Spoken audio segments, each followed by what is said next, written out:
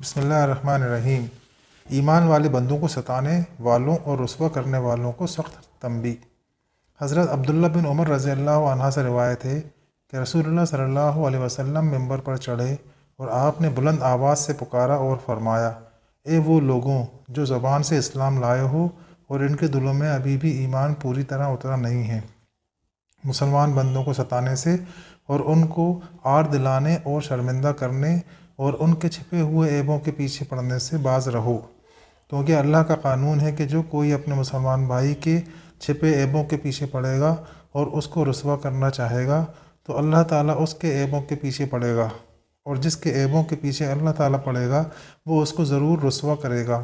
اور وہ رسوا ہو کر رہے گا اگرچہ اپنے گھر کے اندر ہو۔